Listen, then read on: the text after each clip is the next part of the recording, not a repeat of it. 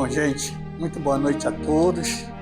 Meu nome é Vicente, eu estou vinculado a esta casa, a União Espírita José o Carpinteiro.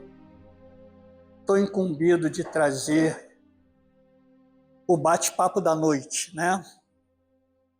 Hoje, na realidade, a gente está novamente iniciando o nosso evangelho, porque nas nossas reuniões de quarta-feiras, os nossos temas são sempre temas do evangelho, e hoje nós estamos fazendo a introdução, o que significa que nós chegamos ao final de um ciclo e estamos começando outro. Então nós vamos falar um pouquinho da introdução que está aqui nesse livro, o Evangelho segundo o Espiritismo. A gente vai falar de 3 tópicos especificamente. Nós vamos falar do objetivo dessa obra, da autoridade dessa obra e das notícias históricas que essa obra traz, todos 3 muito importantes para que a gente possa, quando estuda o Evangelho, tirar o maior proveito possível desses estudos. Milênios de anos atrás, num determinado momento, aí no tempo que se perde, cada um de nós, saímos da mão do Criador. Os espíritos dizem para a gente que naquela época, quando a gente saiu, para melhor entendimento nosso, eles disseram que a gente sai como um princípio inteligente, né? Nós somos os seres inteligentes da criação, é a definição que está no Livro dos Espíritos. Então, num determinado momento, nós saímos, uma centelha, saímos da mão do Criador. Quando isso se perde no tempo. Se a gente quiser ter uma ideia, tem um livro da série de André Luiz, se eu não me engano, Evolução em 2 Mundos, que diz o seguinte: desde o momento que a gente saiu da mão do Criador, até termos condição de sermos chamados de espírito, que é o momento que a gente passa a ter condição de habitar um corpo desse que a gente habita, se vão aí aproximadamente 1,5 bilhão de anos. 1,5 bilhão. Por aí a gente tem mais ou menos ideia da nossa idade enquanto espírito, né? Mas naquela época a gente saiu como princípio inteligente. Até chegarmos hoje como somos, é mais ou menos um processo parecido com quando o gameta masculino fecunda o gameta feminino, que forma o ovo ou o zigoto, né? E aquilo ali com o tempo vai se tornar 9 meses depois uma criança perfeita, mas tem todo um processo que vem desde lá da formação até poder nascer como uma criança como a gente conhece. Então nós saímos lá como um princípio espiritual. Como o pai não queria que nós fôssemos simples marionete, nos incumbiu, nos deu a missão de que a gente deveria ter os ônus e os bônus de tudo que a gente passasse. Então nós teríamos, entre outras coisas, um dos atributos que recebemos se chama livre-arbítrio, né? Para que através do livre-arbítrio a gente progredisse por nosso próprio mérito, ou a gente caísse também por nossa própria culpa, mas a responsabilidade sempre nossa. Então a gente já passar aí como passamos, né? É um outro papo, mas só para falar aqui, a gente tem que tirar, segundo o desejo do Pai, tirar aprendizado, a gente precisa aprender, passar por todas as fieiras do aprendizado, e a gente passa por aprendizado em todos os reinos da natureza. Então a gente veio, tiramos aprendizado lá no reino mineral, vegetal, animal, até que chegamos no momento, opa, agora vamos chamar de espírito, porque pode ocupar um corpo hominal. Mas durante todo esse processo, nessa caminhada, as escolhas teriam que ser nossa. Então, ele nos deu o livre-arbítrio. Mas o Pai é justo. Como eu vou pedir que faça escolha alguma coisa que acabou de sair de mim e que não tem ciências das coisas? Porque a gente sabe que a gente tem maiores condições de fazer uma escolha quanto mais consciência a gente tem daquilo, né, para avaliar e escolher. Como o Pai é justo, existe uma coisa chamada providência divina. Então, lá nos primórdios nossos, a gente estava sob essa batuta da providência divina a nos intuir de alguma forma, através de instintos, às vezes, né, para que a gente pudesse fazer as melhores escolhas possíveis, uma vez que a gente não tinha conhecimento de nada. Nós fomos criados simples e ignorantes, nos dizem os espíritos, não é isso? Pois bem, conforme a gente vai adquirindo conhecimento e aprendizado, nós vamos nos libertando um pouco da necessidade daquela tutela e sendo nós mesmos, exercendo as nossas escolhas. E assim a gente veio fazendo essa caminhada. Principalmente depois que atingimos a forma hominal, né? Porque enquanto nos outros reinos a gente é regido mais pelo instinto de sobrevivência da matéria. Chegamos no reino nominal, vamos colocar em prática agora o nosso potencial de fazer escolhas. É hora de começar a exercitar essa potência que o Pai deu para a gente. Mas o Pai nunca nos deixa desamparado. E sabe que a gente, né, iludido pelas coisas da matéria, a gente vai se deixar perdendo. O que é que o Pai faz? Para nos orientar, manda lá atrás para a gente quem? Os profetas. Para dizer para a gente, um parêntese, tá? Profeta no sentido evangélico não quer dizer aquele que faz adivinhação só, não. Profeta no sentido evangélico é aquele que traz para a gente orientações do plano maior. Ele também pode, até por causa dessa condição, fazer algumas predições, mas não é o conceito único de profeta. Então o Pai manda os profetas para nós. Conhecemos muito. Pega a Bíblia, abre lá no Antigo Testamento, tem um monte deles lá.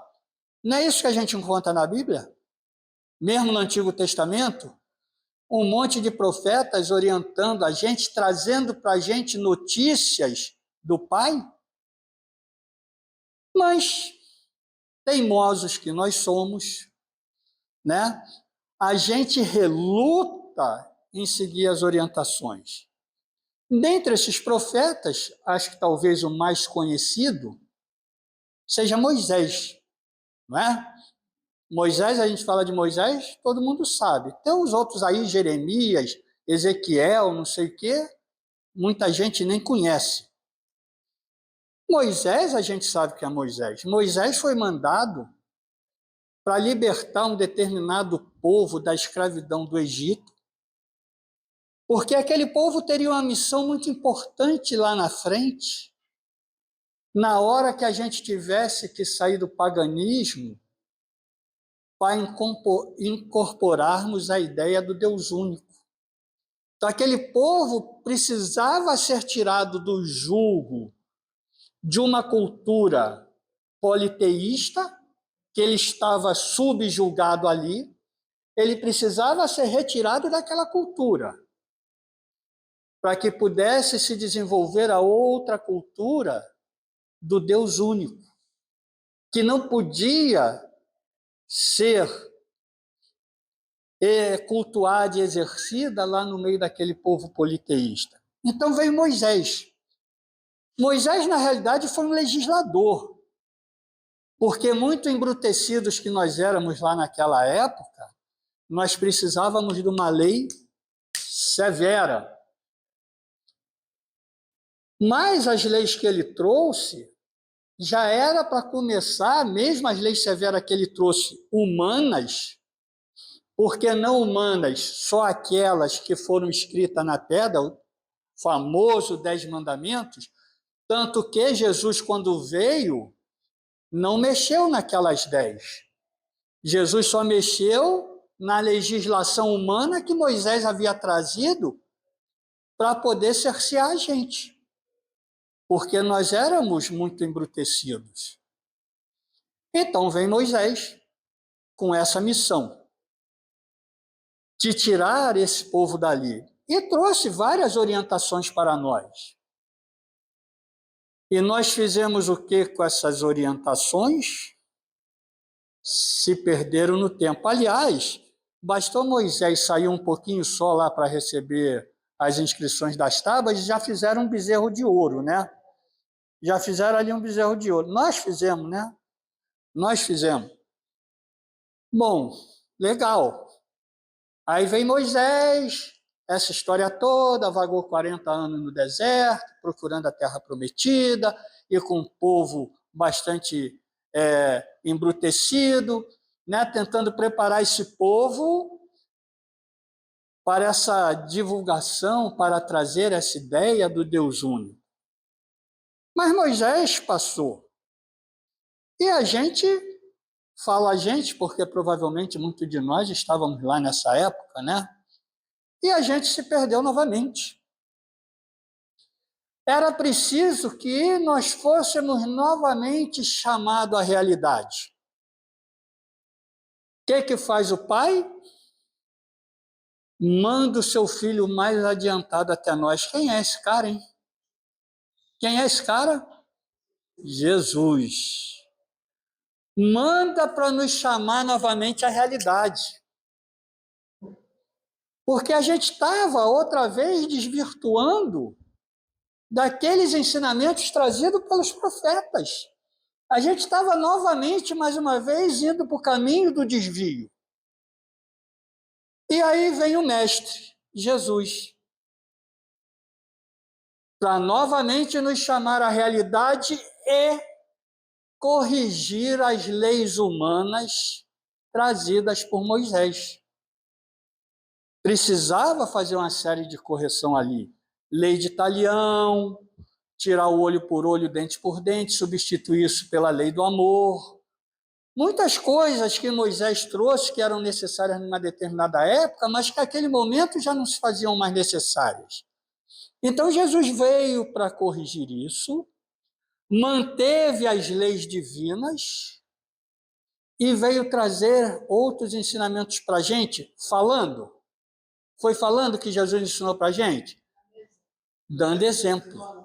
Dando exemplo. Ele não dizia, faça isso, faça aquilo. Ele fazia, depois dizia. Ele primeiro mostrava que era possível a gente fazer.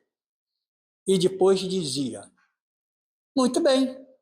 Veio Jesus, passou aquela época com a gente. O que a gente fez com o homem? O que a gente fez com o homem que veio ajudar a gente? O que a gente fez, hein?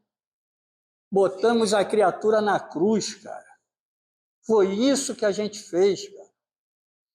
Botamos a criatura na cruz que veio aqui para ajudar a gente. E seguimos nós o nosso caminho. Mas o Pai nunca nos desampara. Ele nos botou, o Pai nos criou para que a gente evoluísse e atingisse a felicidade. Então ele sempre cuidou de nos orientar, desde que saímos da mão dele. Profetas, Moisés, Jesus, e nós matamos Jesus. E agora? Quem vai orientar a gente? Mas Jesus, antes de ir, ele falou uma coisa. Eu pedirei ao Pai, e ele vos enviará, na época apropriada, o Consolador prometido, que vai vos auxiliar na sua caminhada. Durante esse tempo, depois de Jesus, além da gente ter posto o homem na cruz, todos aqueles ensinamentos que ele deixou, sabe o que a gente fez com esses ensinamentos? A gente deturpou para atender às nossas necessidades humanas. Já escutaram falar em concílios? Vários concílios foram feitos para adaptar, customizar aqueles ensinamentos de Jesus às nossas necessidades. Chegaram ao cúmulo de decretar o fim da reencarnação, porque não interessava reencarnar. Olha só o que a gente foi fazendo. Nós pegamos aqueles ensinamentos e deturpamos tudo. Não, eu não gosto disso aqui não. Vamos mudar isso aqui, eu acho que tem que ser assim, e vou lá e mudo a lei divina com uma canetada material. Por isso ele falou que no tempo devido enviaria um Consolador prometido para corrigir coisas que não entendemos e dizer o que ele não pôde falar. Passado alguns anos, em algum lugar da França, começa a acontecer umas coisas estranhas lá, que ninguém entendia.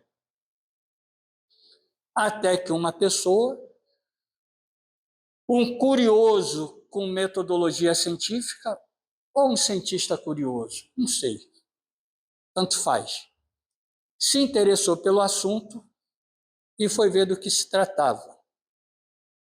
E era o Consolador prometido chegando.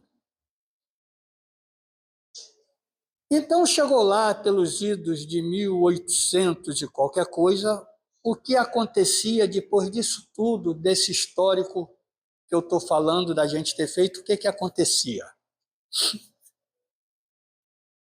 Nós fizemos tantas adulterações nos ensinamentos de Jesus que elas não faziam mais sentido, a não ser através do sentido dogmático. Por que é assim? É porque é. Por que é assado? É porque é. Mas a gente ia crescendo em inteligência, revolução industrial. E não bastava mais para nós essa história de que é porque é, você tem que acreditar, porque eu estou dizendo para você que é assim. A gente não aceitava mais isso. E a doutrina predominante da época explicava as coisas dessa forma. E começou a perder adepto. E o materialismo começou a crescer. A espiritualidade, está na hora da gente intervir. O negócio está degringolando muito feio.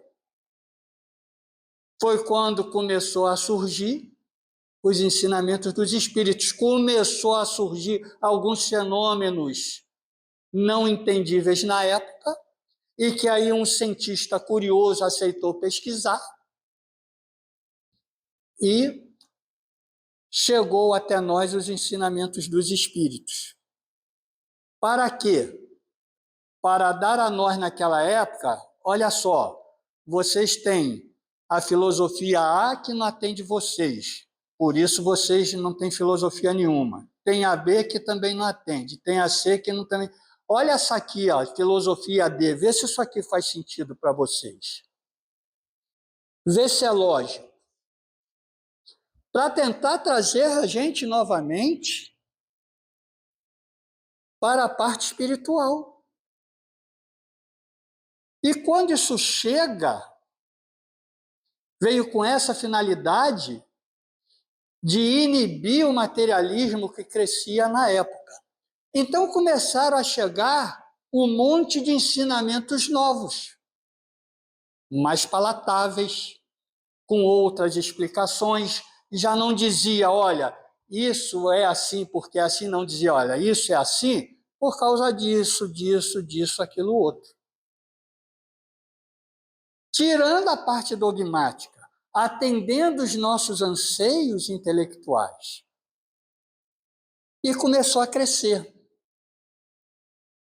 Esse bojo de notícias novas que chegou, deu-se o nome de doutrina dos espíritos ou doutrina espírita. Por quê, gente? Porque foram os espíritos que trouxeram. Então é deles. Por isso que não é certo falar kardecismo, porque Kardec não tem nada a ver com esses ensinamentos aí não, gente. Ele só compilou os ensinamentos que chegavam. Então tá, chegou aqui, ó, um monte de notícias novas, um monte de orientações novas. Mas quem é que está trazendo isso aí? Porque pode ser um Vicente da vida que chega lá e fala um monte de coisa, né? E qual é a credibilidade do Vicente? E aí a gente já entra no tópico da autoridade que esses ensinamentos têm. Porque, na realidade, não foi um Vicente da vida que trouxe aqueles ensinamentos, nem um Rubens da vida, nem uma Carla da vida que trouxe. Esse bojo de notícias que chegaram até nós, que nós chamamos de doutrina dos espíritos, não está personificada em nenhum personagem. Como a de Moisés ficou em Moisés, como a dos profetas ficaram nos profetas, e como a de Jesus ficou em Jesus. Não tem um personagem responsável por essas notícias. Foi uma série de espíritos, através de diversos médiuns, em lugares diferentes, que falavam, respondiam aos questionamentos de Kardec. Kardec pegava aqueles que falavam mais ou menos a mesma coisa, ia afunilando, fazendo uma triagem, de modo que despersonificou todos esses ensinamentos. Então, esses ensinamentos é de um grupo de espíritos. Então, já não é mais uma criatura só que fala. Quando várias criaturas começam a falar a mesma coisa, opa, tem uma credibilidade maior aí. Então, esse é o fato de um desses itens que a gente fala aqui nesse livro, que dá autoridade a tudo que a gente estuda no Pentateuco. Porque não é fruto do conhecimento de uma entidade só. Mas, gente, a gente falou aqui mais ou menos que todos esses ensinamentos chegaram para nós porque o materialismo ganhava força. Porque as explicações que se davam à época para as coisas que não eram muito da matéria, que a gente não entendia, eram todas dogmáticas. E nós já tínhamos o raciocínio adiantado e não aceitávamos mais aquelas coisas. Então, era preciso que viesse alguma coisa nova para nos dar mais uma opção, mais uma escolha para sair daquelas que existiam até aquela época. Estamos falando do objetivo da obra. Mas foi só esse o objetivo, Vicente?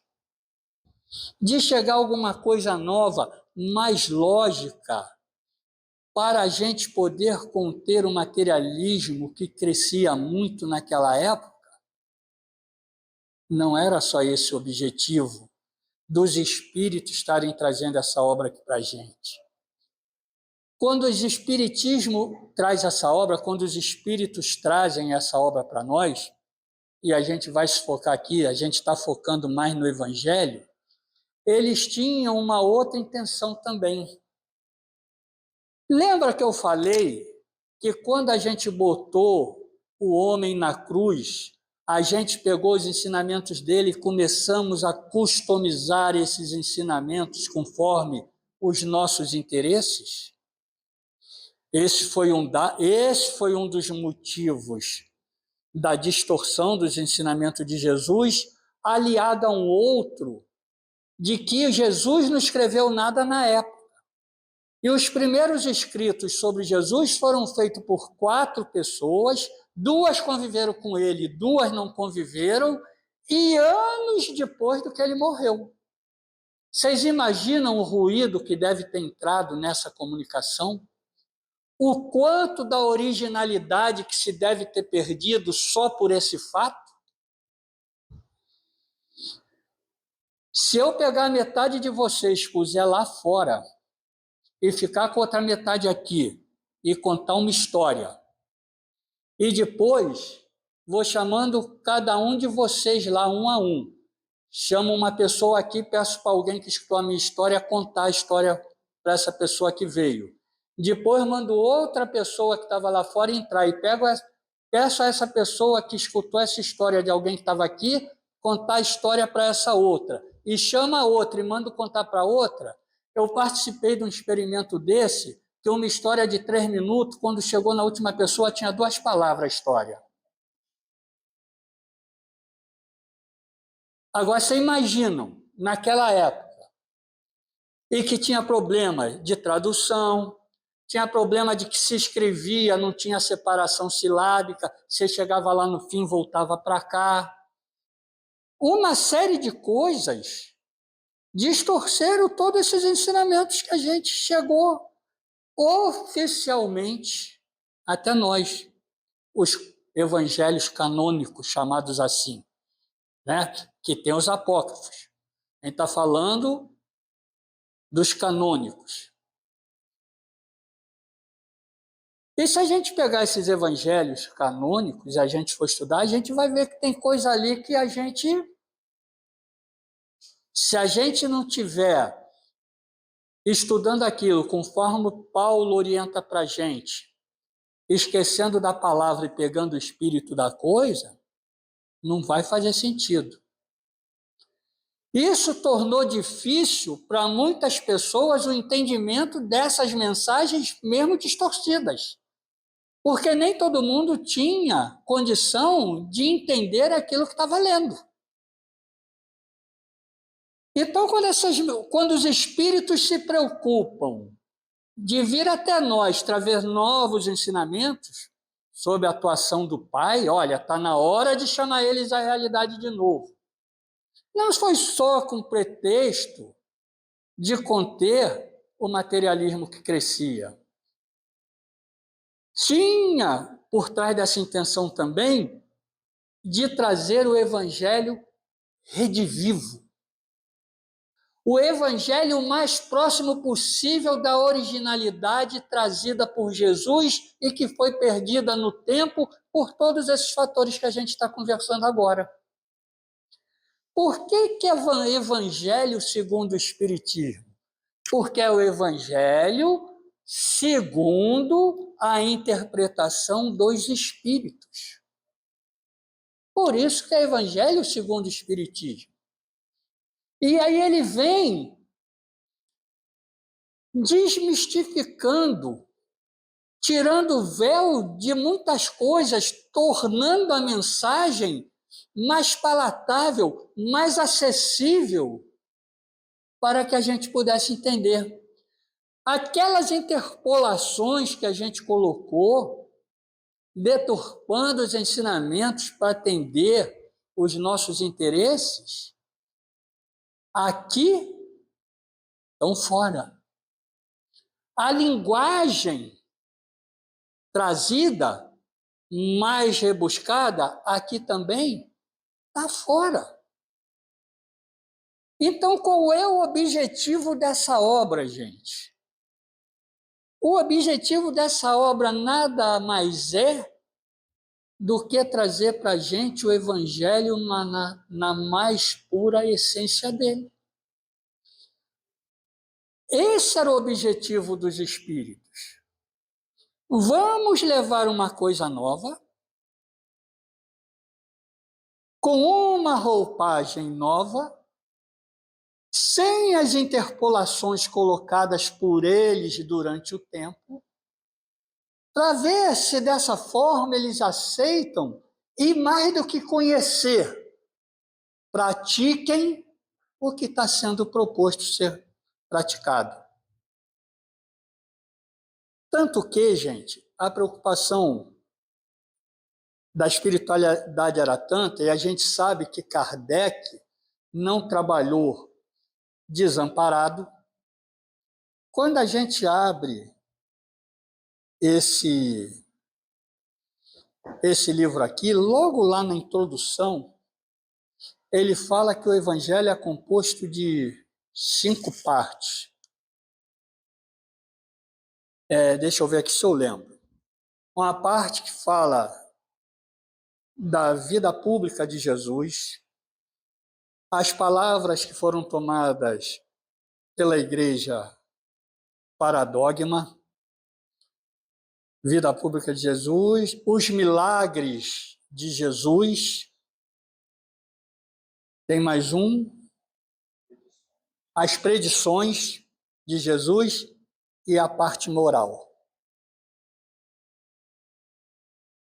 E Kardec ali explica para a gente o seguinte, dessas 5, 4, tirando a moral, que é a última, 4 são discutíveis, polêmicas.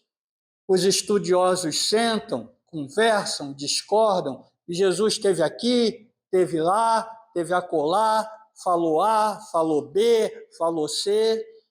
E algumas podem chegar a alguma conclusão e outras vão se discutir eternamente porque não se vai saber. Mas de todas essas, a mais importante é a moral. Porque essas outras 4 não nos modificam como seres espirituais que estão em busca da perfeição. Mas a parte moral, essa sim. Se nós seguirmos o que está escrito aqui, nós rapidamente sairemos de um planeta da categoria nossa que a gente vive hoje. Onde a gente não vai ver na mesma intensidade os sofrimentos, as injustiças e as dores que a gente hoje aqui presencia. É a coisa mais fácil, gente, é só seguir o que está escrito ali.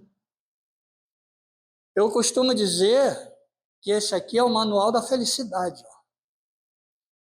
Quem quer ser feliz aqui, levanta a mão.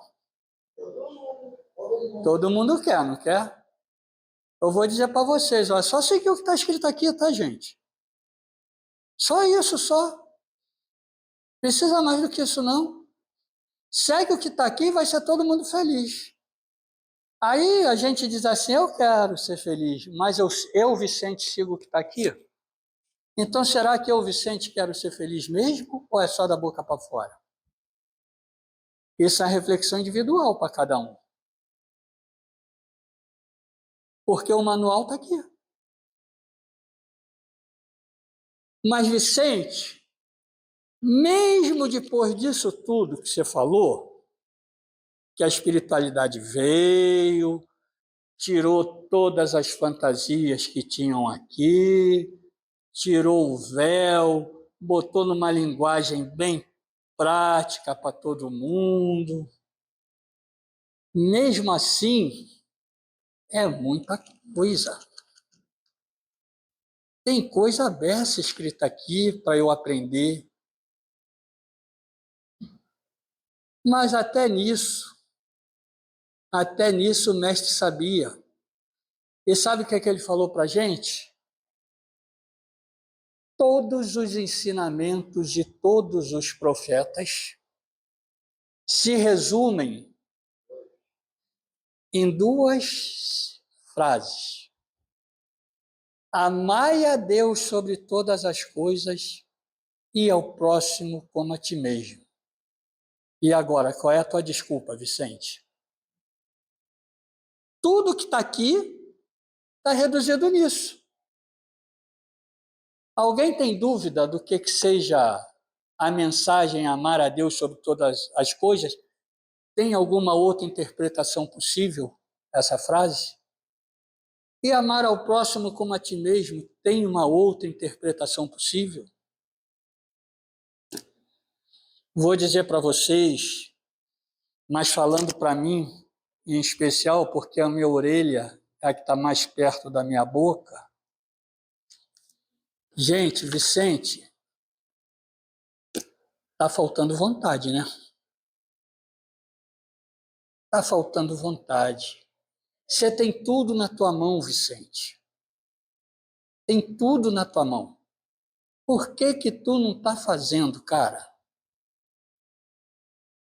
Já que você se queixa de que esse mundo aqui tem muita injustiça, que se passa por muitas situações de sofrimento, que você gostaria que tudo fosse melhor, e você tem o caminho das pedras, Vicente.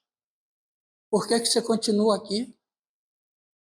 Por que que você não faz nada para sair dessa situação?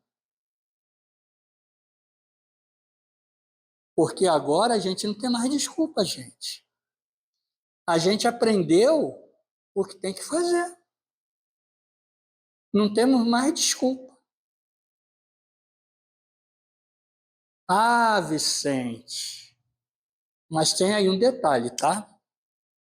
Ó, você falou aí, explicou qual é o objetivo dessa obra aí, falou que é trazer o Evangelho redivivo, sem fantasias, na sua mais pura essência, falou que eu devo acreditar nisso, porque não foi trazido através de uma opinião só, são diversas opiniões, isso dá credibilidade. Você falou disso aí, Vicente.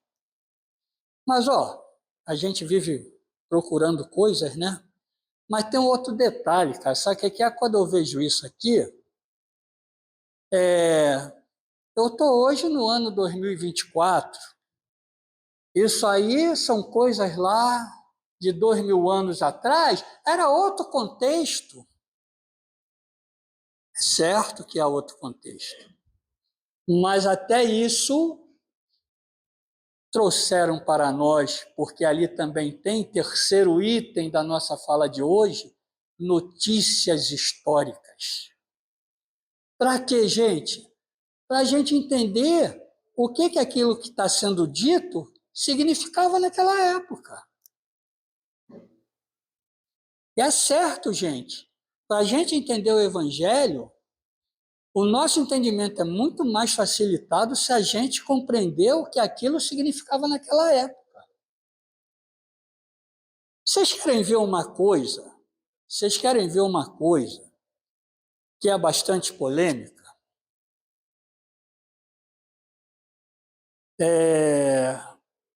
Maria de Magdala. Todo mundo fala de Maria de Magdala como uma prostituta.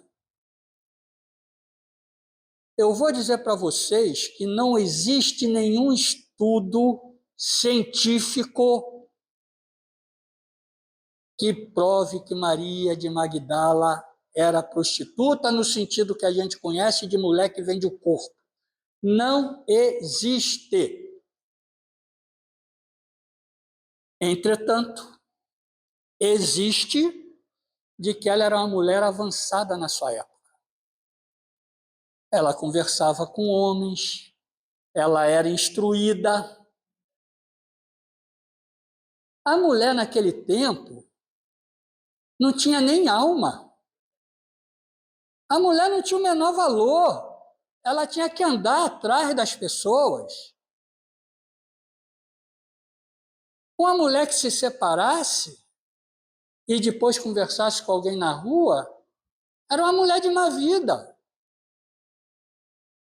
Se nós trouxermos o conceito de mulher de má vida daquela época para hoje, não ia ter uma mulher de boa vida.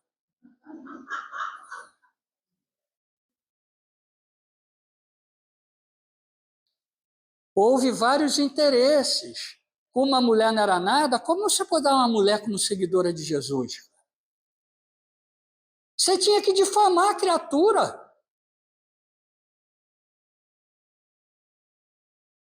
Ver como é importante a gente conhecer os costumes e os hábitos da época. Ela era assim, uma pessoa avançada para a época dela. Ela não aceitava aquelas condições, ela se revoltava com aquilo. É o que se tem. Cientificamente é isso. E, no entanto, o que é passado para nós?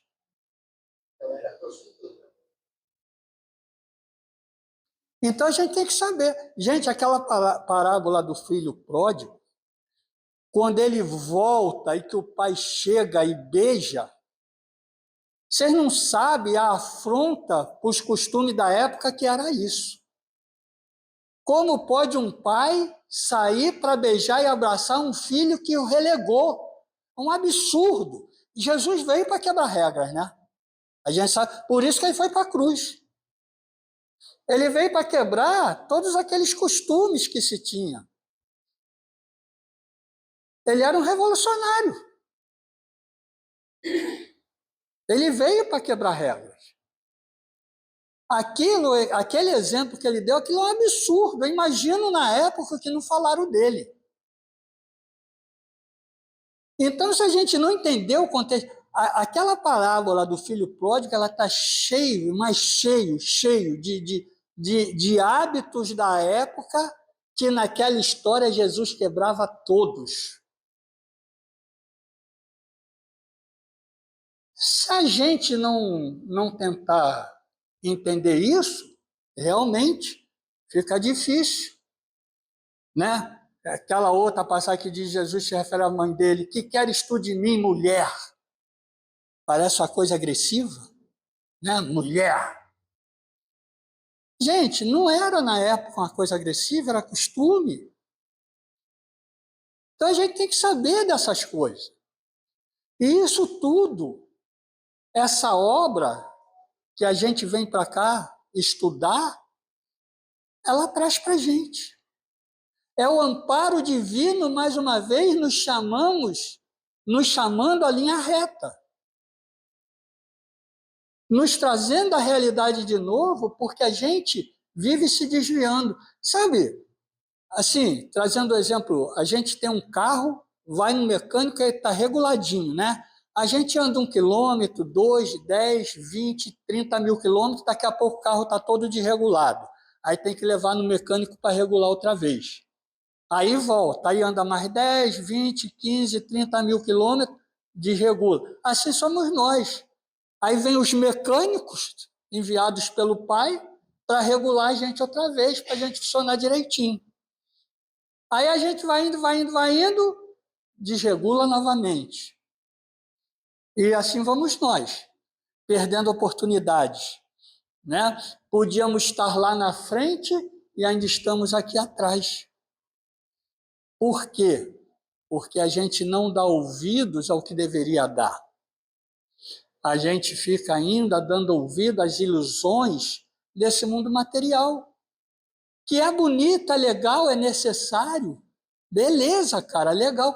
Que bom, né? Deus botou a gente numa escola que tem um grande pátio de recreação, que é esse planeta lindo, para a gente se divertir.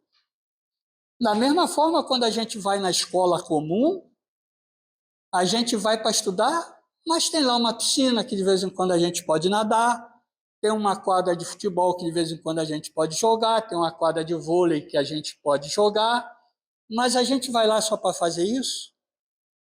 Esquece de estudar? Aí a gente vem para cá, para essa escola, que tem esse pátio maravilhoso, mas a gente tem que trabalhar também, estudar. Aí a gente quer ficar só no pátio, nadando na piscina, jogando futebol, jogando vôlei. É o que a gente faz. É uma amiga que fala que quando a gente vem para cá, a gente não veio com passaporte, a gente veio com carteira de trabalho. Né? Mas a gente está deixando a carteira de trabalho na gaveta e está querendo só a diversão. Então, esse é o grande objetivo. Aqui, a gente falando tema hoje do Evangelho, mas do Espiritismo como um todo, o grande objetivo é nos trazer de volta à realidade. Nos trazer de volta à realidade com informações mais precisas, mais fidedignas aos ensinamentos que o Mestre trouxe para nós quando aqui esteve. Não é uma opinião, porque o que eu falar para vocês aqui é uma opinião do Vicente, mas quando é um grupo que fala, não é mais uma opinião. Sai do campo de opinião para ser uma coisa mais crível, mais fidedigna.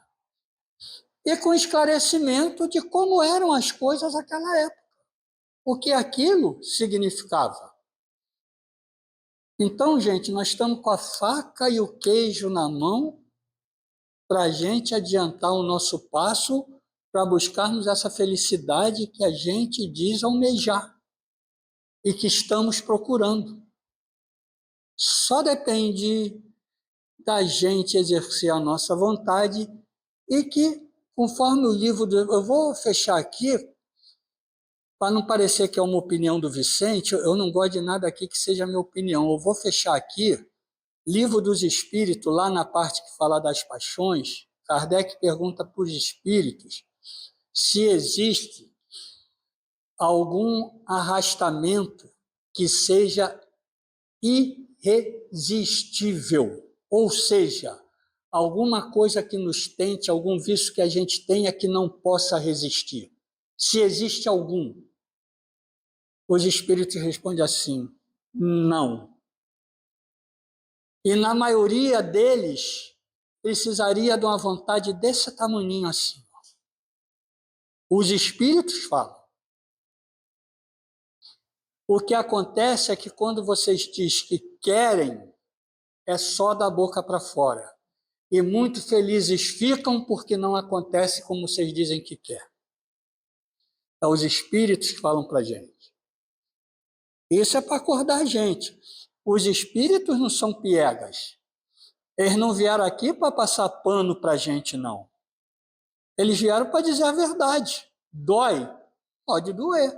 Tem muita gente que não fica aqui no espiritismo, que chega aqui, quando a doutrina diz para a pessoa que ela vive a situação que ela vive por culpa dela mesma, porque nós somos artífices do nosso destino. Eu sou hoje o que fui no passado, você amanhã o que eu sou em decorrência do que fui hoje. Quando ouve isso, não quer ouvir. É muito mais fácil botar a culpa numa outra coisa, numa outra pessoa, e aí vai embora. Mas os espíritos, eles vieram para dizer isso para a gente. Eles não vieram passar a mão na nossa cabeça. E se a gente não fizer contato com essa realidade, a gente não muda. Se a gente não reconhecer que somos doentes espirituais, gente, o que faz uma pessoa que tem o vício do álcool procurar o alcoólico anônimo? Só quando ela se reconhece como alcoólatra. Enquanto ela não se reconhece, ela não vai, porque eu não sou doente, vou lá fazer o quê? Então, enquanto a gente não reconhecer que somos doentes espirituais, eu vou achar que não preciso mudar nada. Então, a gente tem que fazer contato com essa realidade. Nós estamos com muitos vícios que precisamos tirar de nós, e aqui está dizendo para a gente como tirar. Aí precisamos ter vontade, mas vontade de verdade. Vamos alargar nosso passo, gente. Vamos, porque a gente ficar aqui nessa situação, né, de sofrimento nesse planeta, se a gente já sabe o que precisa fazer para chegar em lugares melhores e mais felizes, né? Então, fica isso aí para a reflexão da gente, né? E que a gente possa refletir bastante, tá bom? Uma boa noite para todos.